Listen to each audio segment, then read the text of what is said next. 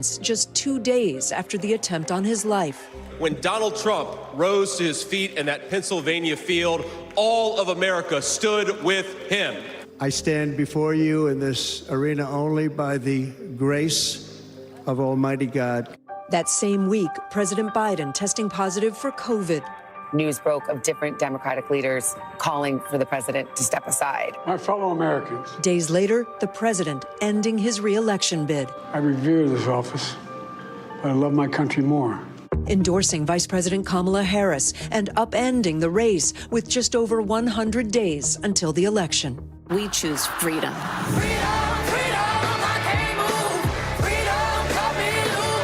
Democrats quickly energized by their first female nominee of Black and Indian descent. Harris showing strength on the issues of abortion rights and protecting democracy. Ours is a fight for the future. Trump pivoting to his new opponent. I didn't know she was black until a number of years ago when she happened to turn black.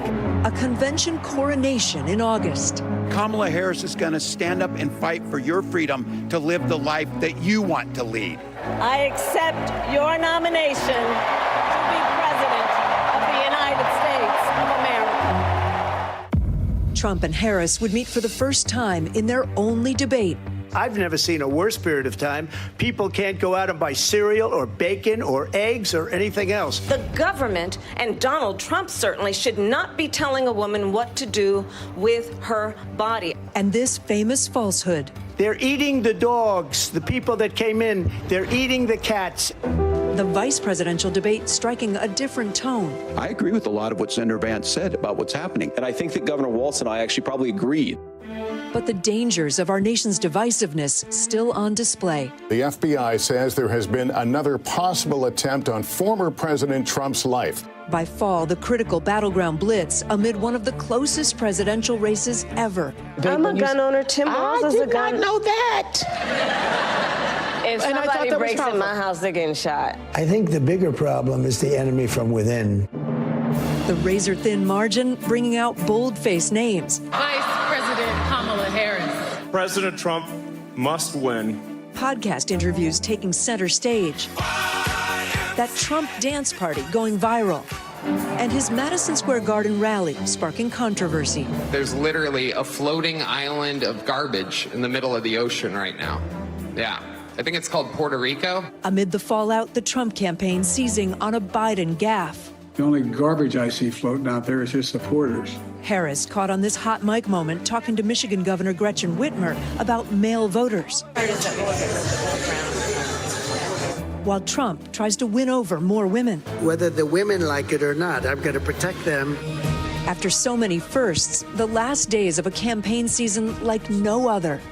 And a reminder of what's most important. Get everyone you know, you have to do it. You have to vote, vote, vote. Your vote is your voice, and your voice is your power. Our thanks to Kate Snow for that recap as we now land on Election Day. Another thing that's unprecedented this election, the early voter turnout. According to NBC's tracker, more than 79 million Americans voted by mail or in person before today. Key swing states, like Georgia and North Carolina, are smashing early voting records with more than half of all registered voters there already casting ballots. That could have a huge impact and could mean we have more information earlier in the night. That is going to do it for this hour of Morning News Now, but don't go anywhere. Morgan Radford and Vicki Wynn will continue our Election Day coverage after the break. Thank you for being with us on this historic day.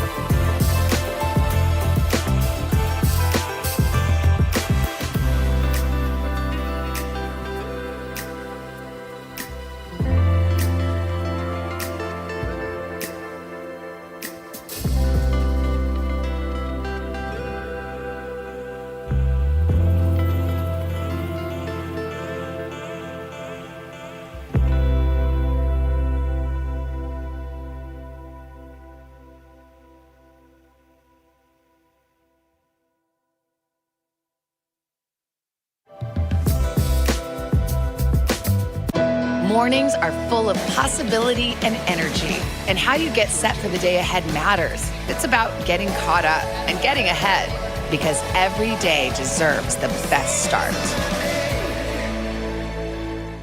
Closer to the Gaza border. A story of resilience and hope. Please take care of yourself and each other.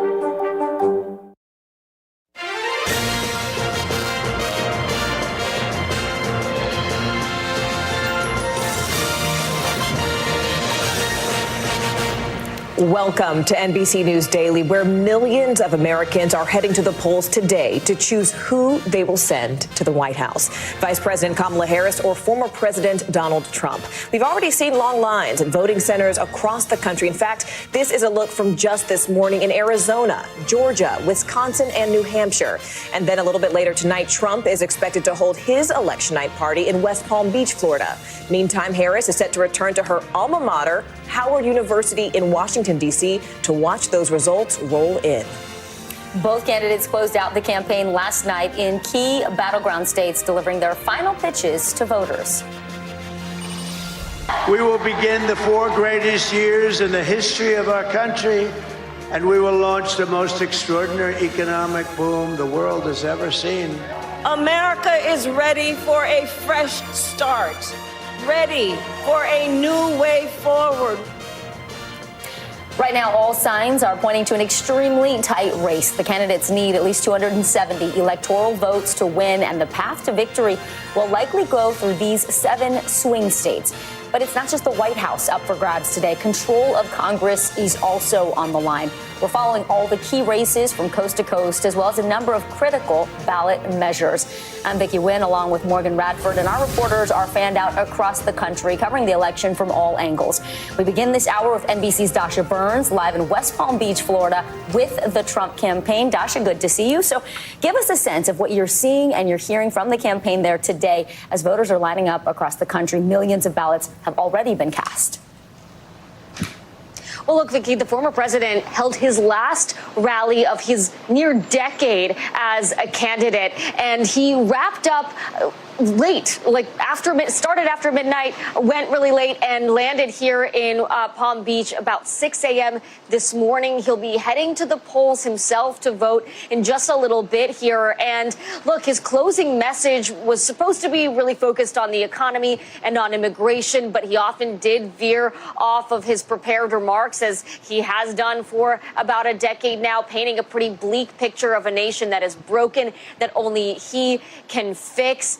Today, the campaign is hunkered down. There's anxiety all around, but the former president projecting confidence, saying last night that there's a 95% chance that he's going to win. Of course, if you look at the polls, that's not exactly what they're saying. This is a very, very close race, and everyone is on the edge of their seats, guys. On the edge of our seats, Dasha, and I have to say, the key state I'm looking at right now is North Carolina. Of those 7 key battleground states, North Carolina is tied second for the second most number of electoral votes. And that's where Trump only won by a little more than 1 percentage point last time. What does the campaign see ultimately as its path to victory this time? My sources tell me it's all about Mecklenburg County there, where Charlotte is, and that populous area where they have a lot of registered Democrats. What are you seeing? Yeah, I mean, Harris is trying to turn folks out in those urban areas. The former president trying to really ramp up his support in those rural areas. And you're right, Morgan, when you say that North Carolina is super important, not only because it has that second largest number of votes, but because that is where former President Trump is playing defense. He really needs to keep that state if he wants to pave his path to 270. So that's the reason why he spent the majority of his last few days actually in North Carolina, then making stops in both Pennsylvania and Michigan. Morgan. All right. Our thanks to Dasha Burns there on the ground. Dasha, thank you. Morgan, now to Pennsylvania, a critical state for both candidates' path to the 270 electoral votes needed to win the White House. Pennsylvania was one of the last states called in 2020, with President Joe Biden winning by just over 80,000 votes. Now, Kamala Harris and Donald Trump were both there yesterday for the final day on the campaign trail, trying to court voters and their state's 19 electoral votes. NBC News correspondent Rahema Ellis is in Erie County, Pennsylvania, following the very latest for us. So, Rahema, in Erie County, we know Biden won in 2020 by just 1 point. In 2016, Trump won by 2 points. What are you hearing from voters there today? Well, this gymnasium at an elementary school has been pretty busy, but not shooting basketballs. They are casting their ballots. This is one side of what's happening in one precinct. Over here on the other side of the gymnasium, it's another precinct where the votes are going on.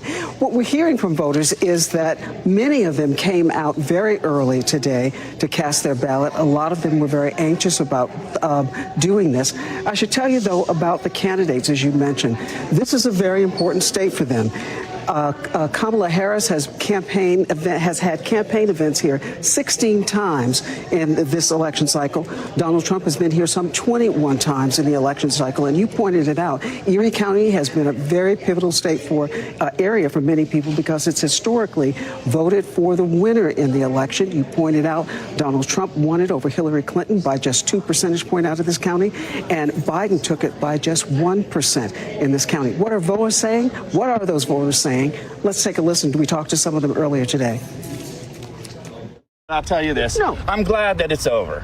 I'm glad it's almost over. It's been crazy, you know? I'm a little nervous about the results, but I am relieved that it's here and I've done my duty. I feel good about it. You know, I mean, it's what we should do. It's, you know, vote if you want change. I'm scared to death for my grandkids owing money that I'm spending today. We need to vote. Everybody needs to vote and vote their conscience. Many voters told me that they were anxious, exhausted, and as you heard one say, he's just glad it's over. Vicki? A lot of energy, though, there. Rahema Ellis, thank you very much, live from Erie County for us.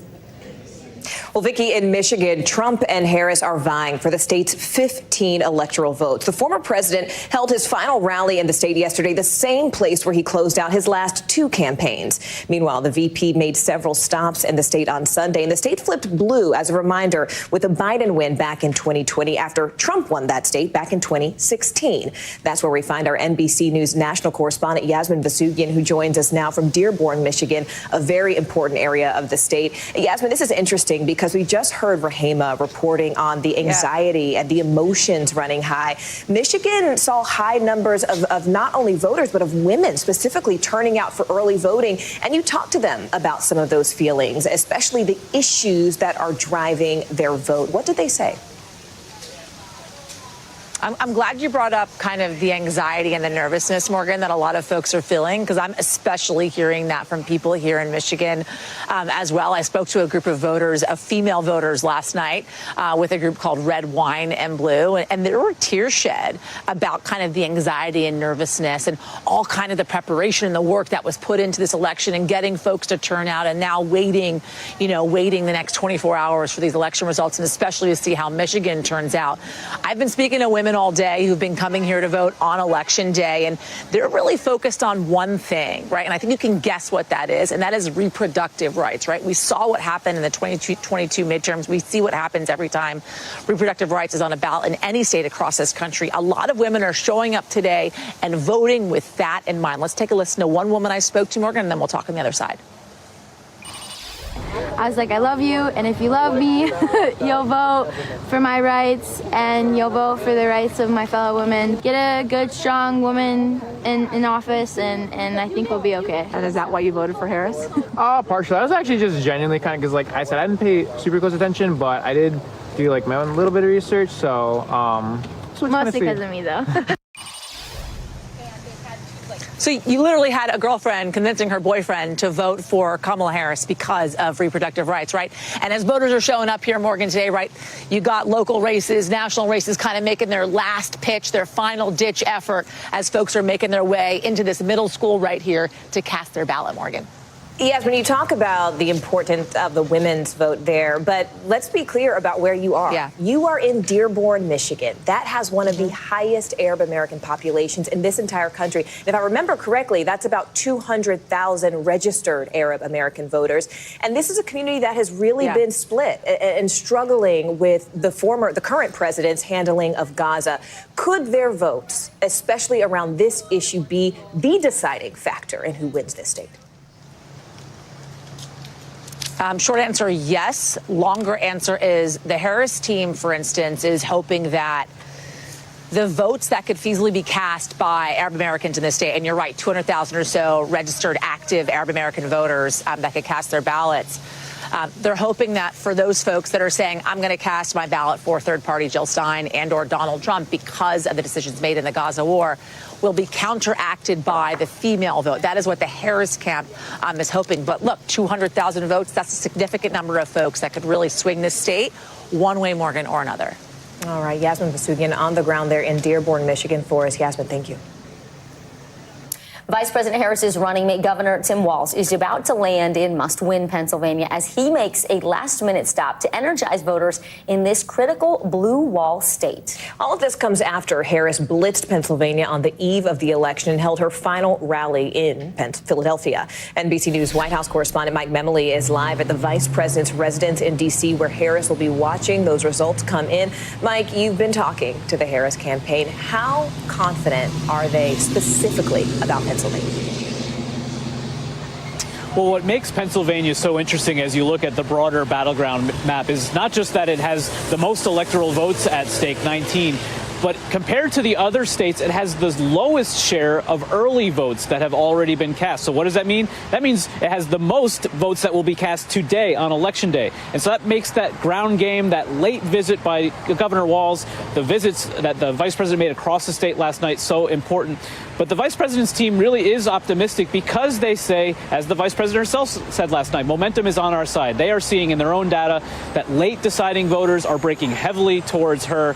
And that's why they're really confident that this could be the state, just as it was 4 years ago for President Biden, that potentially puts her over the 270 she needs to be elected president.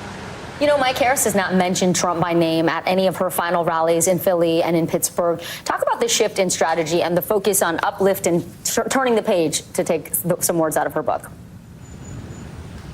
Well, Vicki, when you think about the issues we've been talking about this entire campaign that are so important, whether it's the economy and inflation, whether it's reproductive rights, there are certainly a number of them that the Harris campaign thinks that they have managed to fight to victory here, make the case for.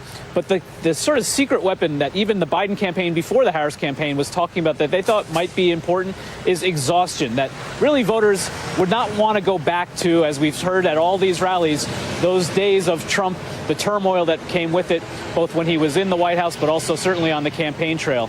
And so that's why the Harris campaign made that decision late, that they're going to end on a positive note, just to highlight that exhaustion, but to try to pitch to those voters who are fed up with politics in general. All right, Mike Memoli there on the ground for us. Mike, thanks. And remember, our special election night coverage begins at 5 p.m. Eastern right here on News Now. Then you can join Lester Holt and Savannah Guthrie at 7 p.m. on News Now and on NBC. Voters in battleground states, Wisconsin, North Carolina, Georgia, they could decide this election. So we are talking to voters about the issues they are most concerned about as they cast their ballot. Stay right here. You're watching Daily.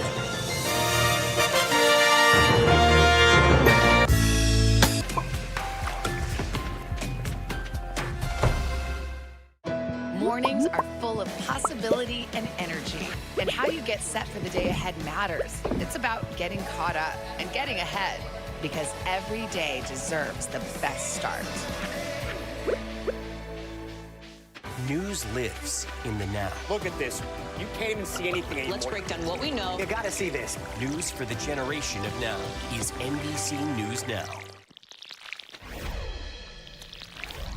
Well, as voters head to the polls, all eyes are on those 7 key battleground states that could ultimately decide who wins this election. Both Trump and Harris spent the final days of their campaign canvassing these states, really trying to secure votes. Yeah, and here is what we are watching for. Wisconsin, considered a toss-up. Donald Trump won there in 2016 by less than 1 percentage point.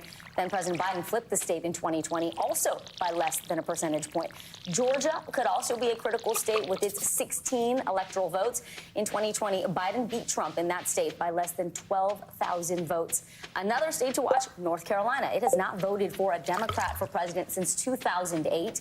Donald Trump won there in 2016 by 3 percentage points and in 2020 by 1 percentage point. We have reporters on the ground today in all of these battleground states following the latest developments. We're going to start with NBC News correspondent Maura Barrett in Madison, Wisconsin. Maura, you've had a chance to speak with some of the voters there. What are they telling you? What are some of the top issues they say brought them to the polls today?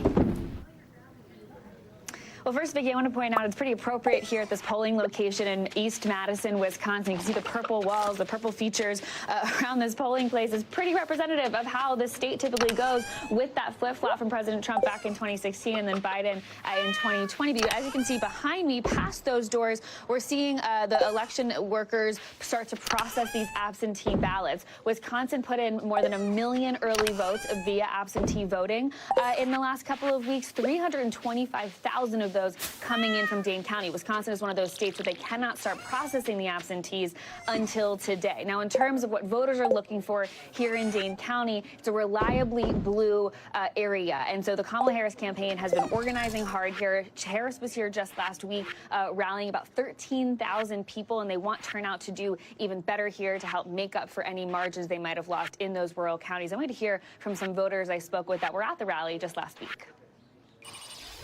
What do you consider your top issue voting this election? I think democracy. Yeah, I would add a woman's right to choose to that as well. Both of those are huge. I read online the phrase nauseously optimistic, and I thought it was pretty good phrase for how I'm feeling. Yeah, I'm hopeful. I think I'm hoping it works out, but we'll see. Nauseously optimistic is a sentiment that we've heard from a lot of different Democrats in the area, kicking off more than a dozen canvassing events for Democrats to really get out that turnout, get out the vote in these final hours on Election Day, guys. You know, Maura, one of the most closely watched Senate races is actually unfolding right where you are. Incumbent Democratic Senator Tammy Baldwin facing a challenge for Republican businessman Eric Hovde. What should we be sort of looking out for specifically in that race?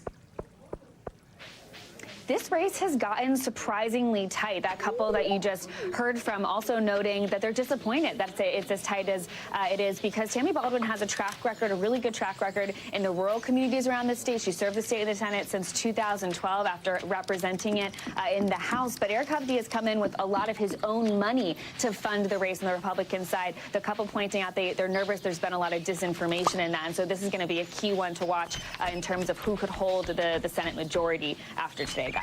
All right, Maura Barrett, thank you so much. Let's head over to NBC News correspondent Antonia Hilton, who joins us now from Raleigh, North Carolina. Antonia, lines started forming across Carolina as soon as the polls opened at 6:30 a.m. this morning. And it's interesting because strategically the Dems are focusing more on urban areas like where you are or in Mecklenburg, where we find Charlotte. Republicans counting on those rural areas. But Harris is looking to flip the state. The last time North Carolina voted blue was 2008 in Barack Obama. I'm from North Carolina. I was reporting there last week. And I have to say, the energy that I heard this time around, especially from Democrats, was similar to what we saw in 2008. What are you hearing from people there on the ground? Morgan, a lot of people here agree with you that something feels different this time around. I was here in 2022 covering the high-profile Senate race here, and Democrats were invested, but they didn't kind of walk and talk with the same confidence that you're seeing right now. And you're right, this Raleigh area is incredibly important because most precincts here, highest voter population and highest turnout. And so the Democrats want to see some big numbers today, and they're looking at a couple communities. Of course, the black community, that is the key. That was the key in 2008 for Barack Obama's victory. And Harris needs to get a lot of black voters out today. They got to see a big surge in those voters toward the end of early voting, and they're going to want to see more. And then young voters, there have been a ton of them here at this polling location today. And I have to tell you, for people from all sides of the political spectrum, you know, as they arrive, there are people kind of trying to talk to them from both parties here behind me. But they are walking in there, going up those steps behind me, and a lot of them are on a mission. Take a listen to some of the conversations I've had today. What are some of the issues in our country right now that matter most to you? Police brutality and racism. It is impossible to survive off of a minimum wage unless you are even at full time, unless you are working about 3 different jobs. How does that make you feel as a young person? Very stressed, very concerned. Abortion, economy, cost of living, people's feelings about their safety and civil rights. That is really, those are the patterns we're hearing time and time again here. And every voter agrees that they feel a sort of unique, nervous, but hopeful energy right now, Morgan. And it's exactly those patterns that we're seeing emerge right now. Antonia Hilton, thank you so much. We appreciate it. Let's go ahead and bring in NBC News correspondent Ellison Barber. Now, she's in Sewanee, Georgia for us. So, Ellison, a record-setting 4 million Georgians took part in early voting. That's about 55% of active voters there. Talk to us about what you're seeing in terms of the lines, the wait times, and what you're hearing from the voters who are showing up in person this morning. Right. I mean, state officials are calling those numbers unprecedented. In this county, Gwinnett County, the early voting numbers have kind of mirrored what we've seen statewide. As of this morning, based on the state's data, about 50% of active voters in this county had already voted. That being said, people still coming today, and the polls in Georgia are open until 7 p.m. Let me just walk you through the process. You'll notice not a lot of long lines. Everyone we've spoken to today have said it's been pretty seamless. They've been in and out of this precinct in 5 to 10 minutes at most. People come in through here, they check in at this table right here, they head over here to cast their ballots, it prints out, and then they have a minute to review them, and they walk over this way and they deposit them in the scanners. Their ballot is not official, it's not cast until it goes through those scanners. And we've spoken to a lot of voters here today who talk to us again and again about how they know that this state has really changed in the last decade. I mean, prior to 2020, this is not a state that we would have talked about as a swing state. It is now. And voters we've spoken to are hyper aware of that. They say they feel that pressure when they go to cast their ballot, and that they are voting because they know that their vote really does matter in this state and in the election at large. Let me let you listen to what some of the voters told us this morning when we asked them about what it's like to vote in a state that's now a swing state, and also about the possibility that they might not know who's won this state at the end of the night. Listen. I'm worried about it being a very tight race, and we won't find out tonight, and the anxiety is just going to drag on. I think it's really important for us to continue being on the right path and voting in 2024. Again, there's such a big divide in our country right now. And one of those people we talked to, Morgan and Vicky, she had voted early, but she came back today to drive her dad because she wanted to make sure every member of her family also participated in this election. Morgan, Vicky. All right, Ellison Barber live in Gwinnett County for us. Ellison, thank you. The tight margins of this race and the high volume of mail-in ballots means that we may have to wait days before actually knowing who the next president of the United States is. Battleground Pennsylvania, for example, wasn't able to start counting their millions of mail ballots until the polls opened earlier today. NBC News senior legal correspondent Laura Jarrett breaks down the timeline for this entire process.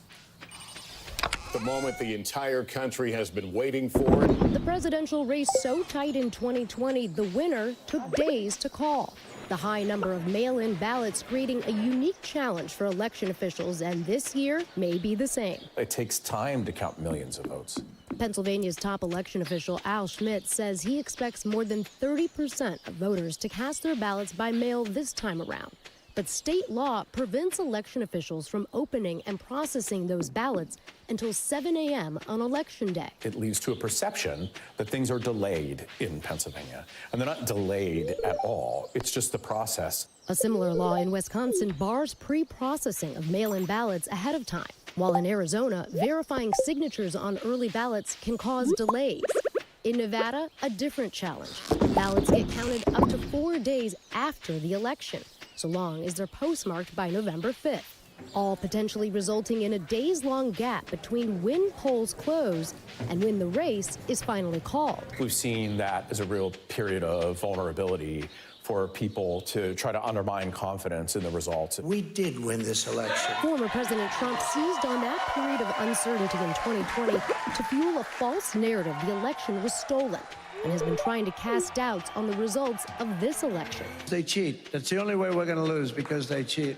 And already the lawsuits have started flying, nearly 200 and counting. In Georgia, officials had concerns over new rules passed by the pro-Trump state election board. including one mandating a hand count of all ballots after polls close. There's absolutely no reason to pass new rules this close to an election. Those rules now blocked by a judge. For now, Republicans have focused their efforts on contesting the rules around mail-in voting in Pennsylvania, losing several lawsuits already, others still pending and left unresolved, providing a fertile ground, election lawyers say, for future fights in the weeks ahead. The nightmare scenario is mail-in ballots where the parties contest the signatures, the date, or other defects in the ballot, and therefore we have a replay of what happened in 2000 in Florida with Bush versus Gore. Laura Jarrett, NBC News. Two key issues, abortion and the economy, could be deciding factors for voters. How Trump and Harris measure up, that's coming up straight ahead. You're watching NBC News Daily.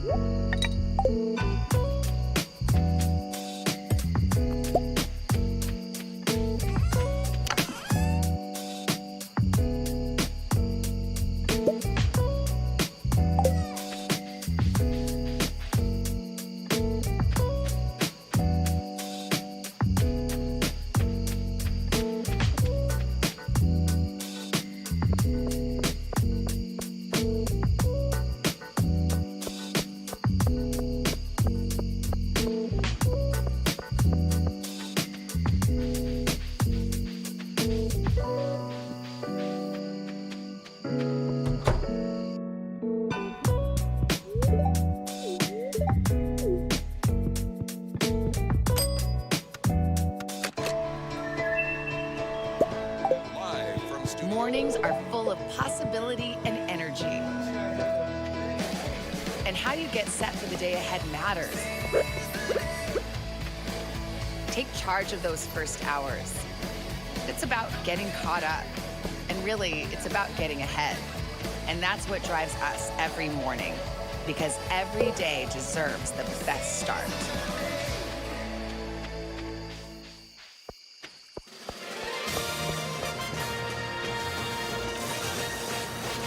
Welcome back to our election coverage. We are at the top of the half hour. Millions of Americans are heading to the polls today to pick our next president. This was the scene at a voting site in Grand Rapids, Michigan earlier today. The historic race between Vice President Kamala Harris and former President Donald Trump has already resulted in record-breaking early voting in some states. Both candidates made their final pitches to Americans last night, with the economy, border security, and reproductive rights leading the pack as the top issues in this election. The vice president is expected to watch everything unfold from her alma mater, Howard University, tonight.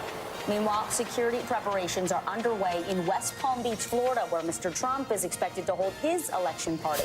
We have our election teams covering this historic day from all angles. NBC News correspondent Priscilla Thompson on the ground in Arizona at one of the busiest voting centers in Maricopa County, and NBC News correspondent David Noriega is in Las Vegas, Nevada, where it is a tight race in the state. First, though, we're going to go to NBC News senior political editor Mark Murray, who joins us live on set. Mark, always great to see you. Thanks for being with us. All right, let's put this in perspective, shall we? You say that several of the top issues, including abortion and the economy, are really going to drive either candidate to victory. And talk about how these issues will play out in the key swing states and also how it's a battle of the sexes, really. Yeah, and so overall, when it comes to the issues, our poll finds Kamala Harris with a decisive advantage on the issue of abortion, leading Donald Trump by 20 points on who would better handle the issue of abortion. And our previous polling has actually found that abortion is one of the biggest motivating issues. Maybe not like when you go in and say, you know, the economy, but what really is going to drive your vote. So that is her advantage. Donald Trump's advantage is on issues like the economy and cost of living, where our poll finds him with a double-digit advantage on both. And his biggest advantage is on the issue of immigration and the border, where he holds a 25-point lead on who would better handle that issue. You are the best man in the business with polls. I could not get you to give us your gut yet on this one, but tell us about your gut and your polls and what they say in the Senate and the House seats, Mark. Yeah, so the Senate and the House is a little bit easier than the presidential race, where our poll shows that this is a very, very close race. But the Senate, the thing to keep in mind, the magic number for Republicans is 2. And that's regardless if they end up winning the White House or not. They need to pick up a net 2 seats. Okay. One's already going to be in the books very early in the evening. That's going to be West Virginia. That's the Joe Manchin seat that he is abandoning. So then Republicans need just one more. Polling suggests that maybe their best opportunity would be in Montana. That's John Tester's seat. But we're not going to know those Montana results. Montana's a really slow counting state. We might not know for about 48 hours or so. So the next one that we'll kind of know early would be Ohio Senate. That's Sherrod Brown's seat. Yeah, that's a big one. And so if Republicans are able to flip that, we find that early this evening, we'll know they're in a good position to take back the Senate. But all of a sudden, if Sherrod Brown holds on, then we're going to be looking at those results in Montana, and it could be kind of a jump ball. And then the House of Representatives. I mean, Democrats need, their magic number is 4. The thing about that is there's going to be some congressional seats in California. We might not know for a couple of weeks on who controls the House of Representatives. So we might have a good idea on the Senate. The House is going to be a long time. Talk about choose your own adventure. Mark Murray, thank you. Thank you. Well, polls in Arizona opened about 2 hours ago, and the state has 11 electoral votes up for grabs. Arizona has a history of leaning Republican, but in 2020, Biden flipped it by a very small margin of a little more than 10,000 votes. Yeah, today the state remains a tight race between former President Trump and Vice President Harris. NBC News correspondent Priscilla Thompson joins us live from Sunrise, Arizona, there in Maricopa County. Priscilla, great to see you. So we know more than 2 million people have already cast their ballots. 42% are Republicans. Walk us through the numbers here and how close this race will really be. Yeah, it is going to be extremely close. Here in Surprise, this is one of those Phoenix suburbs where Democrats have made inroads and Republicans are trying to make those gains back. So I'll show you around really quickly here. You have got Republicans on one side, Democrats on another, handing out election guides, trying to capture any of those last-minute undecided voters who could make the difference in this election. As you mentioned, more than 2.1 million people already voted early. 96% of those were mail-in ballots. And you're right, the majority of them have been Republicans, about 42% compared to Democrats turning them in at about 32%. But I will tell you the rate of turning them in is about the same for both groups. It's just that there are more registered Republicans in the state right now. And I will also note that back in 2020, former President Trump threw a lot of cold water on this idea of voting by mail. And it's one of the reasons why we didn't see as many Republicans doing it. But this year, there has really been a push by the GOP here telling Republicans to get those ballots in early. So that may explain why we're seeing so much more of that. But I will tell you, I'm seeing a lot of folks bringing in those green envelopes today, turning them in still on Election Day today. Morgan, Vicki. Priscilla, there are 13 state measures that Arizona voters will decide on, including abortion. What are voters telling you about their reasons for what they're voting for today? Yeah, this is a 2-page ballot with nearly 80 races here in Maricopa County. And a lot of the Democratic voters that I've spoken to have said that abortion is their main issue. That is the issue that they're looking at in voting. But there's also an immigration ballot measure that would allow police to arrest any non-citizens that they might find. That is something that I'm hearing less being talked about. But I want to play a little bit of some of my conversations with voters. Listen. As you were filling out that ballot, what was the big issue that was on your mind? What are you concerned about? One of them was the abortion. That was big for me. Even though I'm a male, I just feel like that's a right that you shouldn't be taken away from anyone. And so why are you for Trump? What do you like? I think just for what he stands for. And I should note that voter that you just heard from, Courtney, is voting for former President Trump, but she's not voting on the Senate race or the ballot measures. So it'll be interesting to see how the numbers shake out on all of these things for folks who aren't going to vote that entire ballot. Vicki, Morgan. All right, Priscilla Thompson for us. Priscilla, thank you. Well, in battleground Nevada, Donald Trump is looking to win back the Silver State and its 6 electoral votes after losing it to Joe Biden by less than 3 percentage points back in 2020. Both parties are dueling it out for the state's crucial Latino vote. Republicans believe that economic struggles have put Nevada in play for the GOP, while Democrats are really trying to defend their long-held advantage. That's where we find NBC News correspondent David Noriega, who joins us now live from the stadium there in Las Vegas. Listen, David, talk to us about what people are telling you. What are voters saying is sort of the biggest issue right now in this moment in that place? Yeah, guys, so just to set the scene here, this isn't your typical, public library or public high school polling place. This is Allegiant Stadium where the Raiders play. We are right next to the Las Vegas Strip. And the voters that I've been talking to this morning are the same voters that I've been talking to here all year. It's the people who work at the stadium, the concession stands, the cleaning crews. It's the people who work in the casinos and the resorts and the restaurants. It is an electorate that is disproportionately young, diverse, a lot of Latinos, a lot of Black people, a lot of Asian people, a working class, blue-collar electorate. And all year, when I ask people, what is motivating you to vote, or what is motivating you to consider not voting, the answer has been consistently the same. More than any other place, the answer here is the economy, particularly the cost of living. But this is also a somewhat unpredictable electorate. Nevada is famously unpredictable. So I want to play you sound from a couple of people that I spoke to who arrived at the polls at 5 a.m. this morning, 2 hours before they opened. Take a listen. We need change. I just feel like everything's getting so expensive, the cost of living. We have to work 2 jobs to make a living, and we don't think that's right. Can you tell us who you're voting for today? Oh, yeah, Harris. When it comes to Palestine, she's at least mentioned self-determination for Palestinians and stuff. So that's a major issue for you? Definitely. So that's one answer that I expected and one answer that I honestly didn't expect. And to me, that typifies the Nevada electorate. It is unpredictable. Back to you guys. David, speaking of the Nevada electorate, break down the historical importance of Latino voters in that state and how they are not monolithic. They could really shape this race, and they're a very diverse group.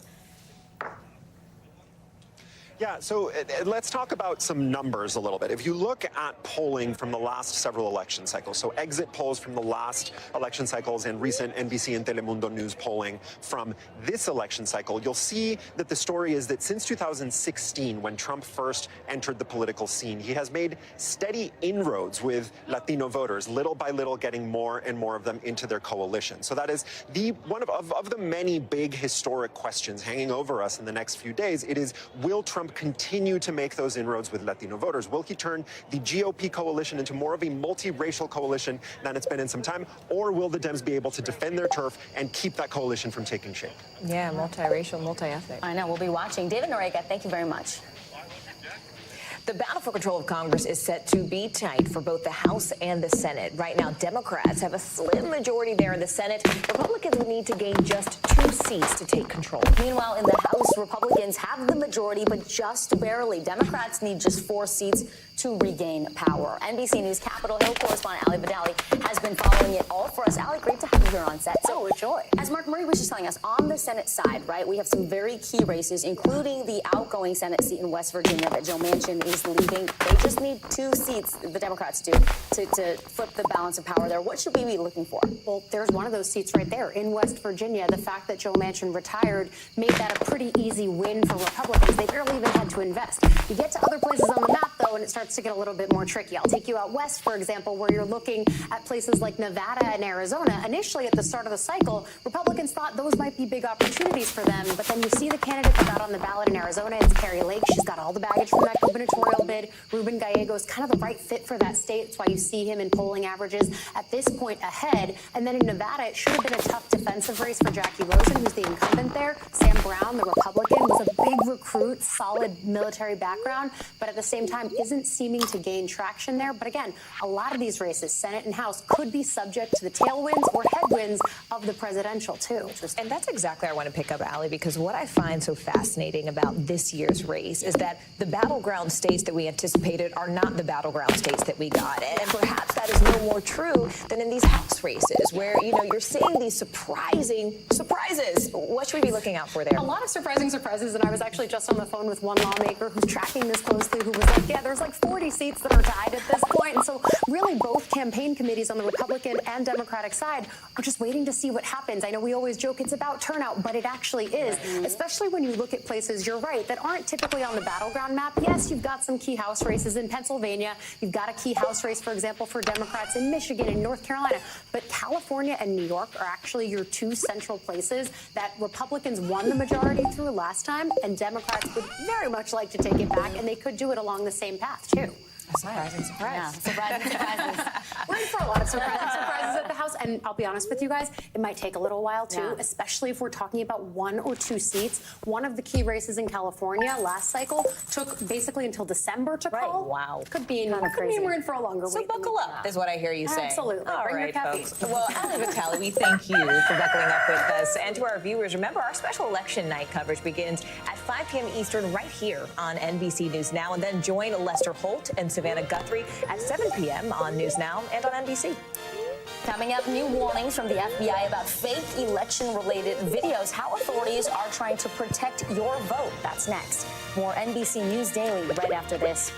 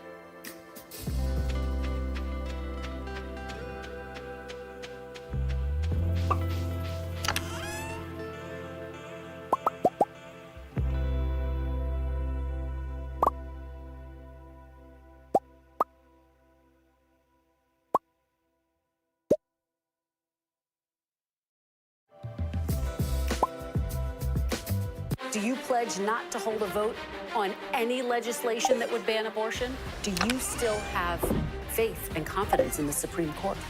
Is this plan to ban price gouging anything more than a gimmick? If it's Sunday, it's Meet the Press. Mornings are full of possibility and energy, and how you get set for the day ahead matters. It's about getting caught up and getting ahead, because every day deserves the best start.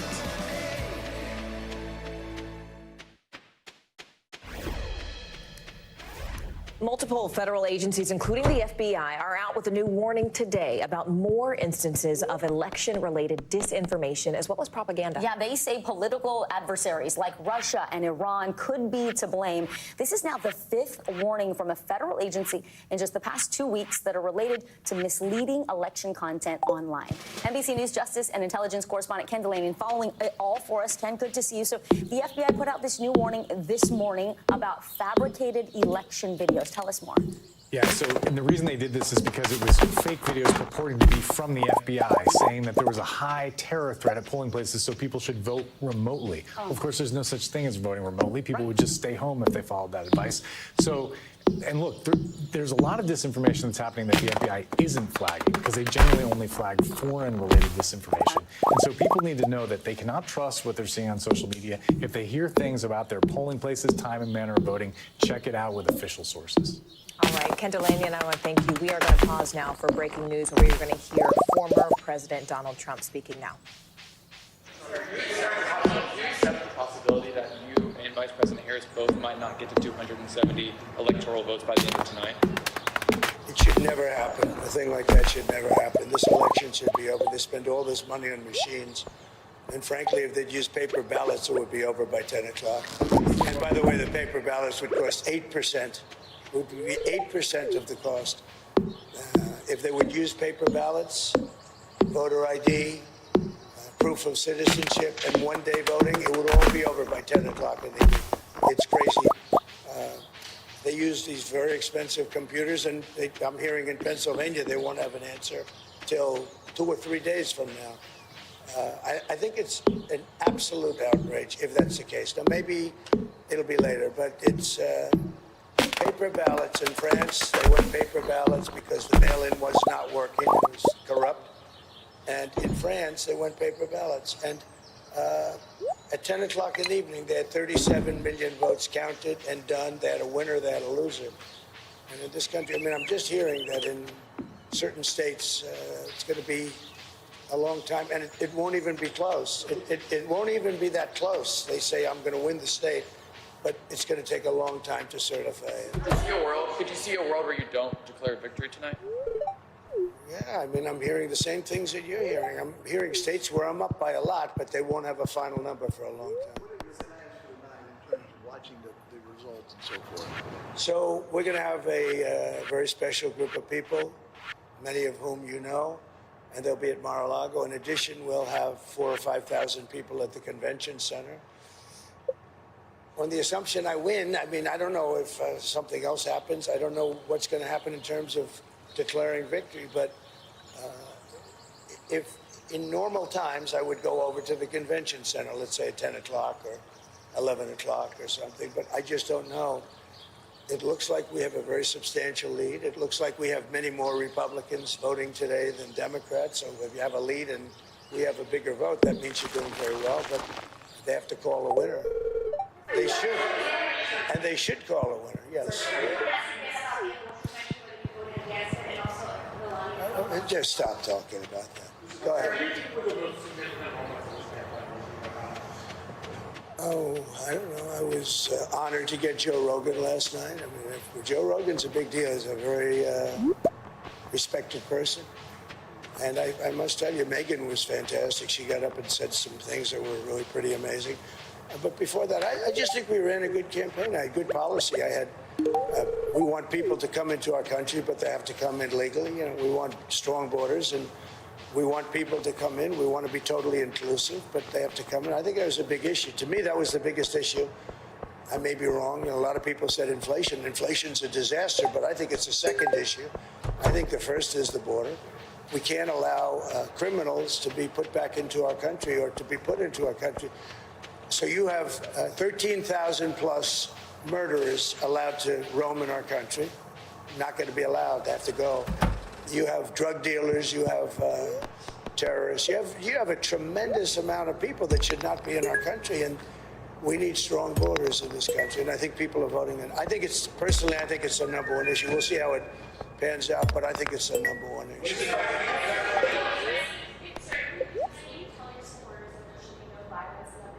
I don't have to tell them that. I don't have to tell them that there'll be no violence. Of course there'll be no violence. And you're listening to former President Donald Trump there in West Palm Beach, Florida, where he is casting his ballot. He's stopping to take questions with Melania at his side there. We're going to continue on with our newscast now.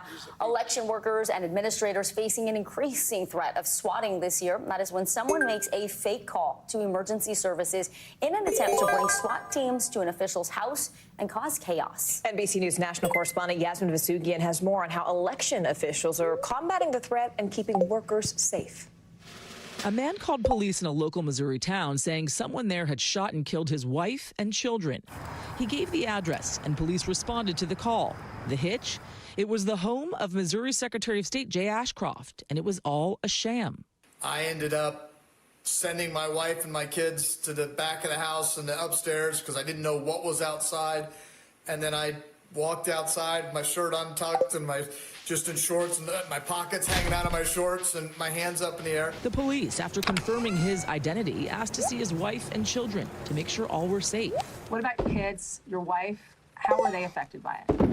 Well, it was a shock. Secretary Ashcroft was swatted, and he's one of the lucky ones. Swatting is when somebody calls 911 and says there's a prowler in my home, please come with a SWAT team. So this is a prank with a really quite dangerous edge. In 2017, a Wichita police officer who didn't realize a caller had falsely reported a homicide and hostage situation at the home of Andrew Finch mistakenly killed him. Since then, swatting incidents have been on the rise. In May of 2023, the FBI set up a swatting task force to track the number of incidents. More than 600 tracked across the country. Federal officials are prepping for election personnel to be a target. We've been preparing for this moment and strengthening our laws to make it a crime to threaten an election official in their line of work, and also working to have strong partnerships with law enforcement. Michigan Secretary of State Jocelyn Benson knows firsthand. She was targeted twice in August of this year. I was not home, and it was my husband who was home in the middle of the night when he noticed on our cameras police approaching the home. Being former military, he knew how to approach the situation. It was de-escalated, and the officers filed a report and went on their way. But then, lo and behold, not 2 days later, I woke up and walked outside and was heading to work, and there were 3 squad cars, again, outside our home and police approaching me. And I said, I can't believe this is happening again. And you remember Gabriel Sterling.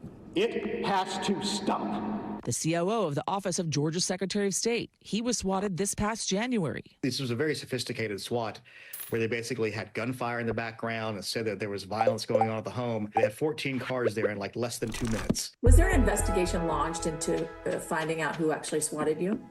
As we understand it, the FBI did identify the likely culprits as foreign nationals. It was some Eastern European group that was doing it, and they indicted 2 members of it. But even if swatting incidents can be traced overseas, they can be difficult to identify and indict. Secretary Benson understands the persistent threat and the unique times we're in.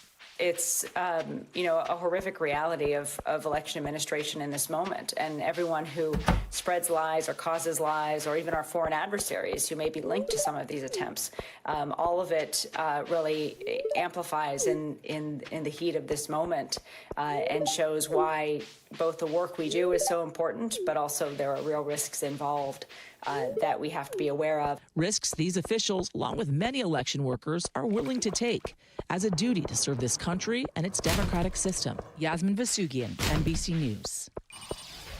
For the second time in a decade, a Democratic woman is running against former President Donald Trump in a presidential race. MSNBC anchor Andrea Mitchell has more on how women could impact today's election.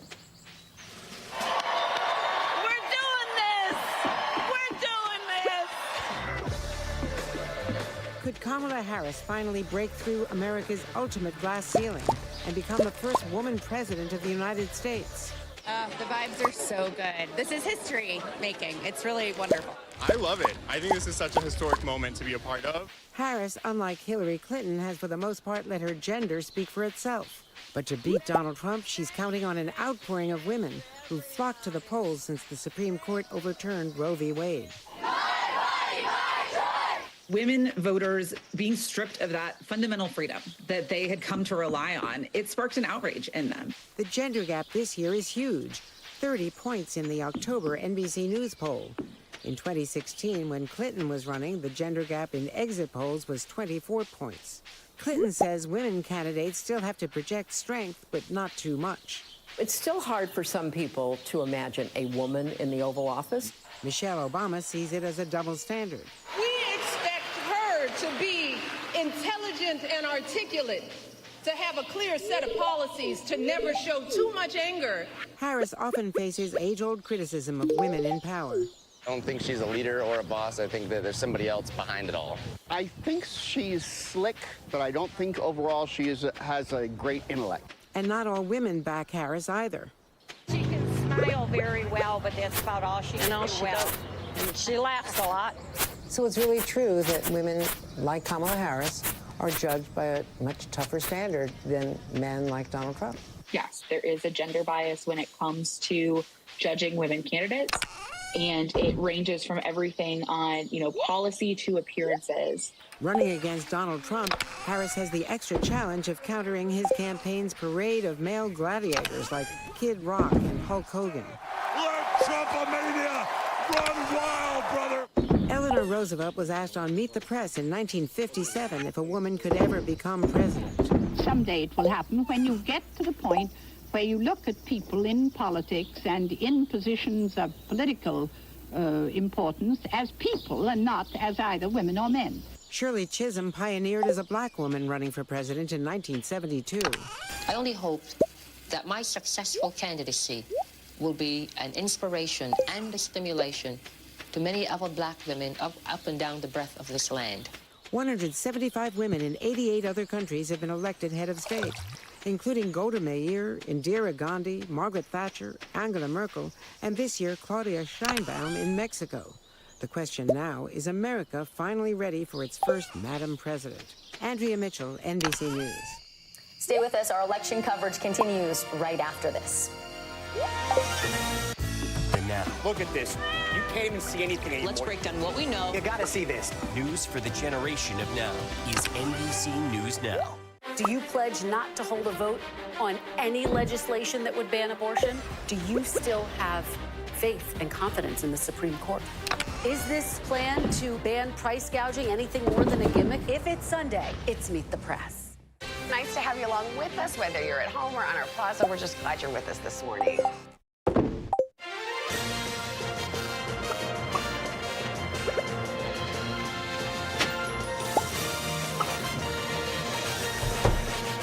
Welcome to NBC News Daily this Tuesday, Election Day. I'm Vicki Nguyen. I'm Morgan Radford. We are very glad to have you with us. The historic moment has finally arrived. It is now time for America to decide, will Donald Trump be president again, or will Vice President Kamala Harris become the first woman to hold the nation's highest office?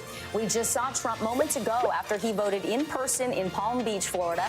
He told reporters it looks like Republicans have shown up in force at the polls. In fact, just take a look at the long lines of voters in Milwaukee and in Phoenix, two key cities in crucial battleground states that could decide this election. Harris's running mate, Governor Tim Walz, is making one last campaign stop there in must-win Pennsylvania to energize voters. All of this coming after Harris closed out her campaign in the critical Blue Wall State with her final rally in Philadelphia at the famous steps from the movie Rocky. We are closely following both campaigns with correspondents fanned out all across the country. Let's go ahead and start with NBC News White House correspondent Mike Memoli, who is live at the vice president's residence there in D.C. And that's where Harris will be watching those results come rolling in today. Mike, look, the Harris campaign has really put a lot of focus, a lot of energy there in Pennsylvania. But how confident is the Harris campaign right now about those crucial blue wall states that ultimately helped current President Biden propel him to victory last time around?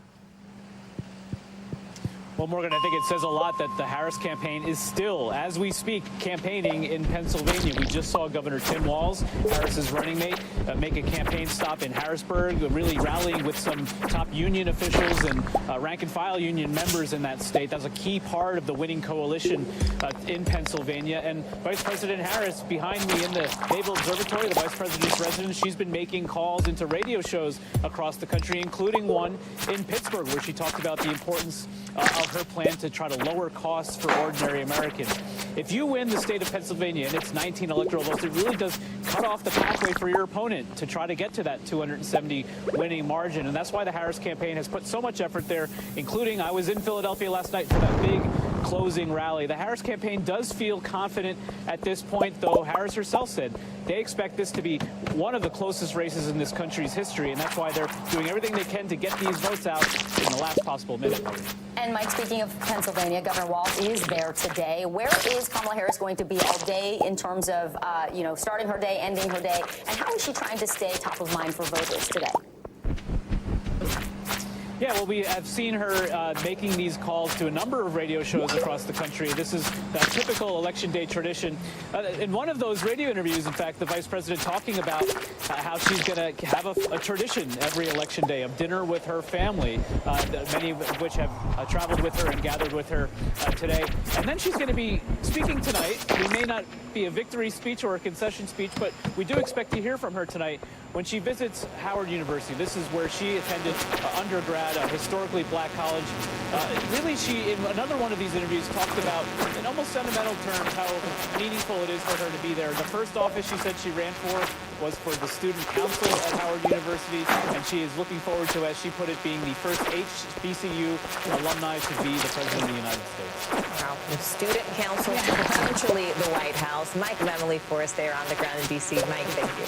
For more on the Trump campaign, let's get to NBC News correspondent Vaughn Hilliard in West Palm Beach, Florida. So, Vaughn, former President Trump just spoke to reporters there after casting his ballot. He fielded a lot of questions and also continued to cast doubt on the American election process. Tell us more about what he said.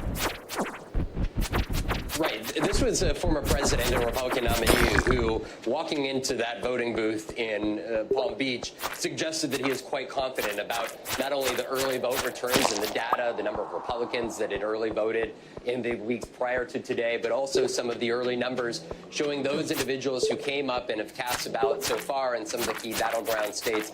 Clearly, this was a man buoyed by some of the data that his team has shared with him. I want to let you listen to one of his remarks after casting the ballot. Take a listen. No, I feel very confident. I have felt. We went in with a very big lead today, and it looks like Republicans have shown up in force. Look, I ran a great campaign. I think it was maybe the best of the three. We did great in the first one. We did much better in the second one, but something happened. And this was the best. I would say this was the best campaign.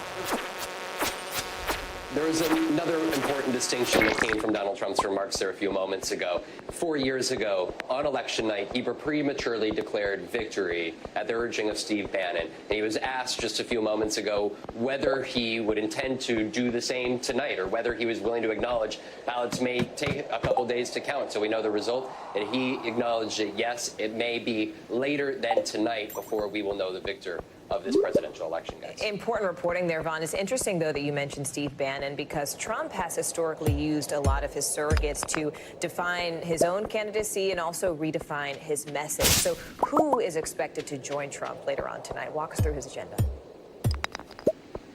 Right. He's going to be at his Mar-a-Lago estate for watching these results come in. And I'm told that it's going to be family, campaign advisors, but other close allies. Roger Stone, one of those individuals, tells me he will be at Mar-a-Lago. Rudy Giuliani is going to be here in West Palm Beach as well. Folks like Marjorie Taylor Greene. Steve Bannon is actually going to be in Washington, D.C. at the old Willard Hotel where he was on January 6th. He's going to be broadcasting a podcast at that time. But there are other allies like Tommy Tuberville, the senator from Alabama, as well as other legal aides who are going to be down here in the greater Palm Beach area here as the results come in. Once we get a sense of whether he'll deliver remarks or not, if he does, there is an event venue in West Palm Beach, just a couple miles from his home, where the press is going to be assembled, as well as what we're told is several thousand supporters, where he could, in the scenario he wants to declare victory, that he would be able to go and deliver those remarks. So we've got a big day of not only voting ahead, but also the aftermath of what's to come. Yeah, days or maybe even weeks. Vaughn Hilliard, thank you very much. go ahead and bring in NBC News senior political editor Mark Murray, who joins us here in studio. Mark, talk strategy here with us for a minute. Where are those places that both Harris and Trump are ultimately looking to flip to take them over the edge? So for Harris, actually, she wants to just kind of hold on to the Biden map and the Biden margins from 2020 when Joe Biden was able to win in key battleground states and nationally by more than 4 percentage points. One place that I'm kind of looking is Erie, Pennsylvania. This has been a very swingy part. This is going to be a county we're going to be watching. Biden won, and then 2020, Trump won, and then 2016. If Harris is able to win a county like Erie, I think that's very good news for her. On the flip side, I'm looking also in North Carolina, Anson, North Carolina. This is a county that is south of Charlotte. It is heavily African-American, but also very rural, and has been going in the Republicans' direction. Joe Biden only got 52% of the vote there. If somehow Harris is actually able to do better, that's going to be a good sign for her. But if we also see Donald Trump win that, it's going to be really difficult to see how Harris is able to win a place like North Carolina that Joe Biden lost by 1 percentage point in 2020. Let's talk about how Republicans have really come out to vote in much bigger numbers this time, early and with mail-in ballots. That's a significant change from last election. And this is a strategy that Republicans have had, is after 2020 and saying, hey, let's go in and vote early, let's bank our ballots. But of course, there have been some mixed messages. We've heard Donald Trump on the campaign trail saying, hey, I don't trust those mail-in ballots. And so there's been some confusion, but the numbers that we have seen, Republicans are doing better. But one note of caution on all of this, you know, this is not 2020. This is not during a pandemic. So many people voted during a pandemic by mail and early ballots, and people are changing behavior. There are more Democrats today that are going to vote on election day than we saw 4 years ago when they were voting early or casting their mail ballots. Which is interesting, just to kind of pin up on that place like Anson, North Carolina. Is the hope and strategy that they get more people to turn out, or that they actually flip the quality and the substance of their vote? It's both. But again, what we're going to be looking for are the net votes that come out of that. And so even in like the really populous places, when we start watching Philadelphia, for example, or a lot of the Philadelphia suburbs, yes, the margins matter, but also the vote numbers. You know, does someone like Harris have 450,000 more votes out of Philadelphia than Trump does? Or is that number 400,000? And that could be the difference between winning and losing. So I'm of the belief both end up mattering. All right, Mark Murray, as always, thank you very much. Thank you. Thanks, Mark.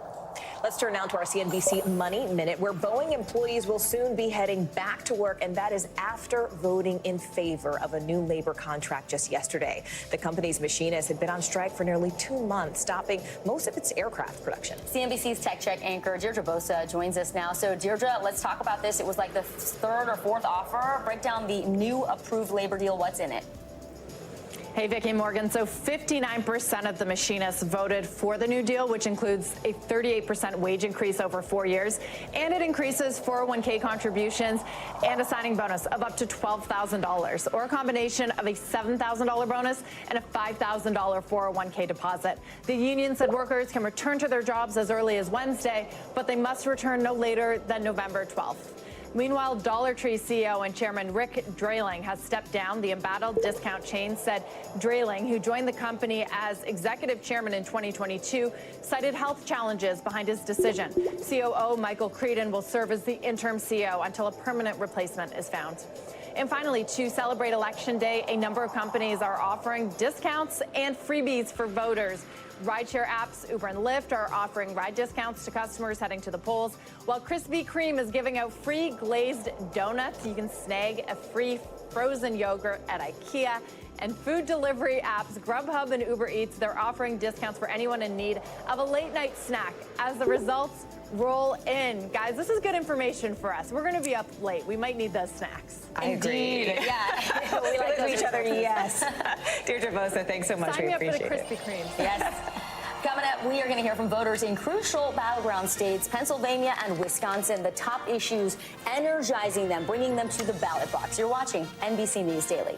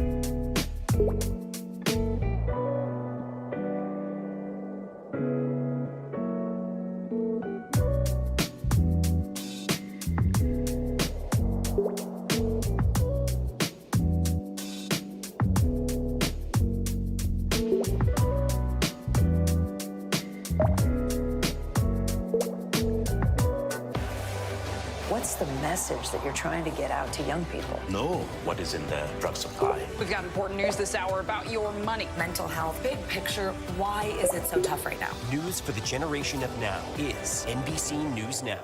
Kristen Welker hosts Meet the Press every Sunday on NBC.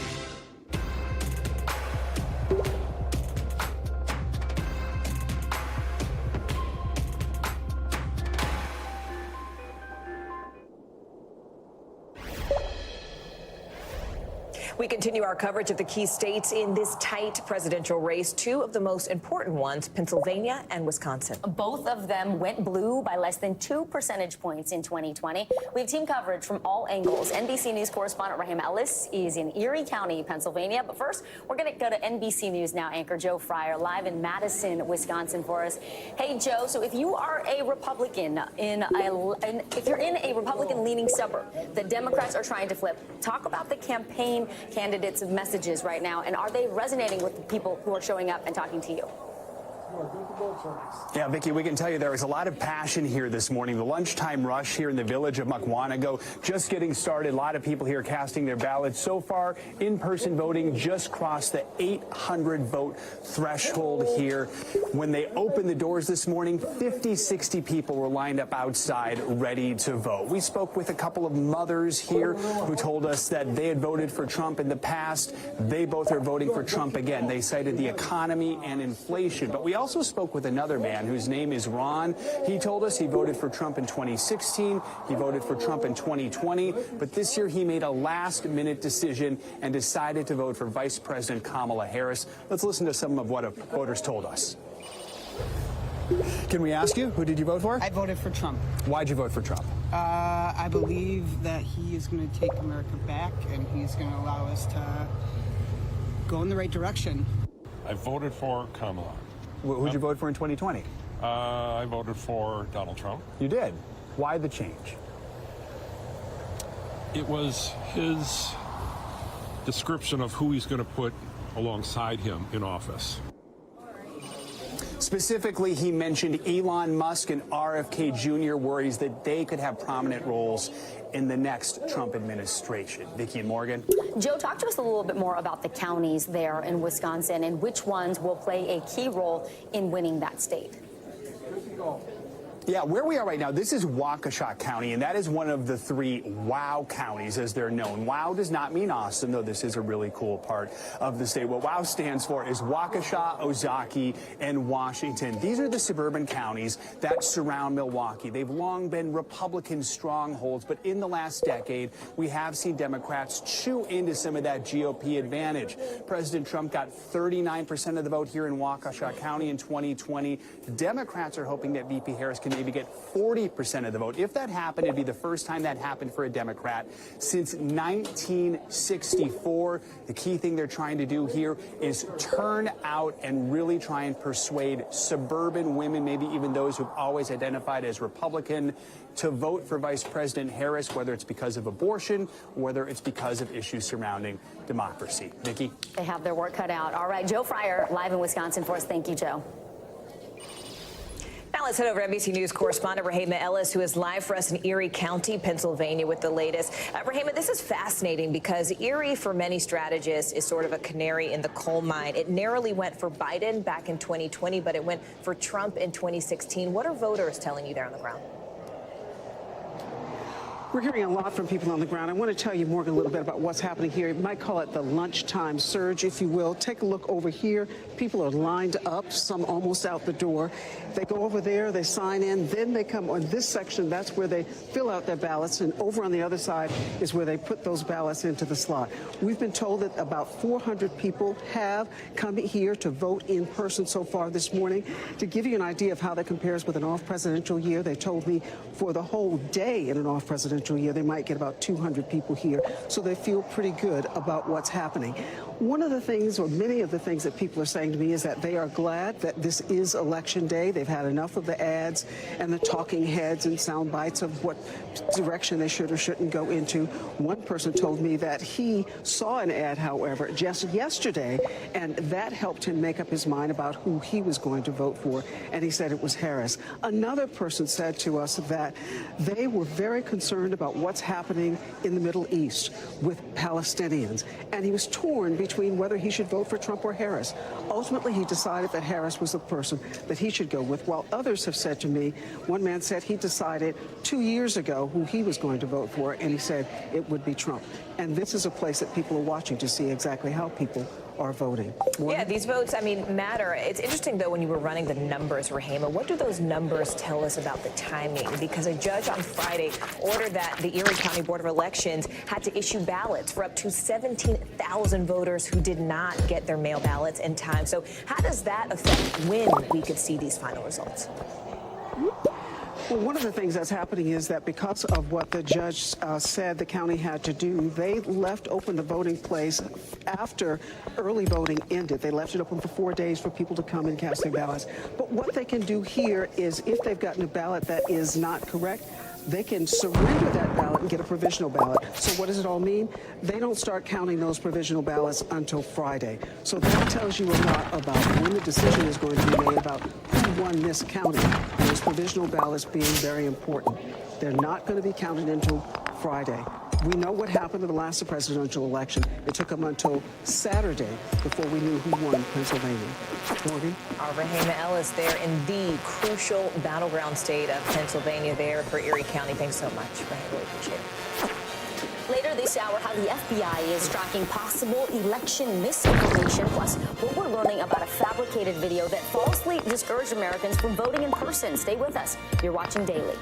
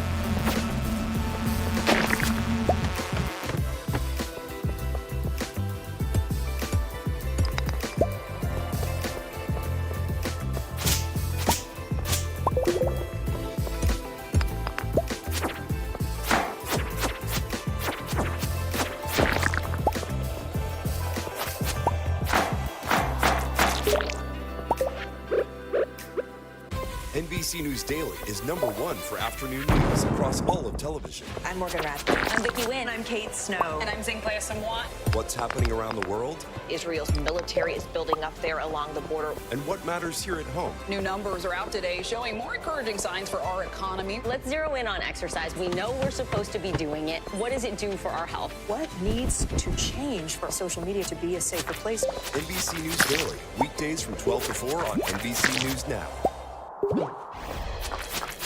Reproductive rights are front and center today at the polls. Voters in 10 states will weigh in on different abortion-related ballot measures. NBC News correspondent Dasha Burns talked to medical professionals as well as patients in Missouri, where voters will decide whether to undo one of the nation's strictest abortion laws.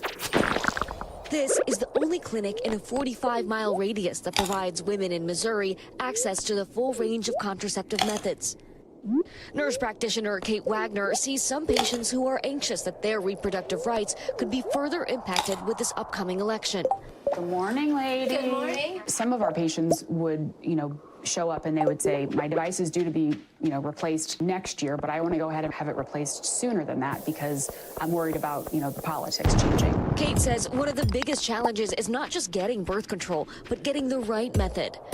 If folks realized how much you have to go through to get birth control that worked for you. It's not just one size fits all. Missouri was the first state to outlaw abortion after the Supreme Court overturned Roe v. Wade. What is the culture around family planning in the state of Missouri? I would say the culture of family planning in Missouri constitutes a lot of fear and secrecy. I remember somebody called the office and asked if she needed to rip her IUD out herself. She was so scared. It was in that aftermath that Maggie Olivia tried to pick up her prescription for birth control. I ultimately ended up leaving and without birth control. Maggie, who now works for a reproductive rights group in St. Louis, said the pharmacist denied her prescription because they were unsure if it was legal, which it was. How does that experience sit with you today? It feels infuriating. It definitely felt like I was doing something wrong. 2 months later, she got pregnant and crossed state lines to get an abortion. When you can't control the care that your body can receive, it's a devastating feeling of powerlessness. Maggie is not alone. In a state where tensions have long boiled over reproductive rights, family planning experts say women face mounting barriers to accessing contraception because of post-Roe politics, sowing fear, confusion, and anxiety among providers and patients. Politicians purposefully conflate abortion and birth control. Our polling shows that almost 30% of Missourians don't believe or don't know that all forms of birth control are legal. That confusion, a strained healthcare system, and contraceptive deserts covering much of Missouri make accessing birth control more challenging. Contraceptive deserts. What are they and why do they exist here in Missouri? Yeah, so a contraceptive desert is where there is not great access to contraceptive services. People may still have to travel, 50, 60, 100 miles. Say that there's contraception deserts. I guess I would respectfully disagree. Denny Hoskins is a Republican senator and voted in favor of a bill that would have excluded emergency contraceptives from Missouri's Medicaid program. They do have adequate access to contraception in Missouri. But didn't the state specifically take action to not support funding for contraception? We did. Most certainly. I don't think that it should be paid for by taxpayer dollars. 6 in 10 women in Missouri are concerned about elected officials passing laws that limit access to birth control. I've been doing this work for almost 20 years and have seen the chipping away of our rights, and it was really focused on abortion. And then over the last few years, we've really seen birth control also become part of that conversation. That's why family planning advocates are pushing to pass an amendment on Missouri's ballot this year. The constitutional amendment would ensure a person's fundamental right to reproductive freedom, which would include abortion and birth control. It's really a proactive measure that will keep politicians from being able to restrict that access instead of constantly having to defend for our rights. Had this constitutional amendment been in place in 2022, I would have never been denied birth control, would have never had to flee the state, I would have never had to keep secrets from my doctors. Everything would have been different about that experience. She's one of millions who will vote on safeguarding contraception, also on the ballot in Maryland and Nevada. Dasha Burns, NBC News, St. Louis, Missouri. You are watching NBC News Daily on this election day, and you can watch us free 24/7 on our streaming network, NBC News Now. You can take us wherever you stream, including YouTube, Hulu, Roku, and Peacock. Your news continues after these short messages.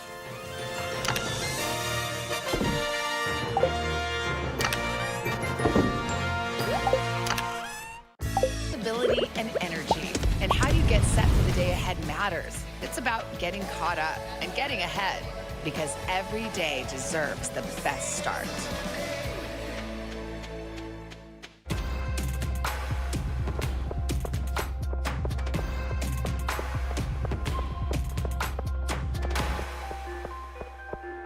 More Americans turn to NBC News than any other news organization.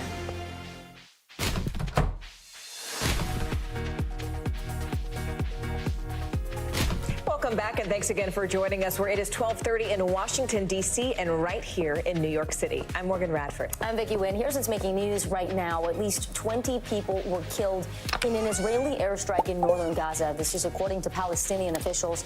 They say it happened last night and that mostly women and children were killed. NBC News reached out to the Israeli military for comment. We have not heard back. Tropical storm Rafael has formed in the Caribbean and is expected to strengthen to a hurricane by tonight. Forecasters say Rafael is passing Jamaica and is expected to rapidly intensify in the next 24 to 36 hours. It is also expected to approach the United States later on this week. Parts of the Florida Keys are currently under a tropical storm warning. Queen Camilla, the wife of King Charles, is being pulled from her planned engagements this week after suffering from a chest infection. Buckingham Palace says the 77-year-old is resting at home while she recovers. Voters across the country are casting their ballots today, and there are a handful of states that we are keeping a very close eye on. Political analysts say those states could have a major impact on who wins this election. Yeah, that includes Michigan, where Trump closed out his campaign last night. Meantime, Harris wrapped things up in Pennsylvania. North Carolina,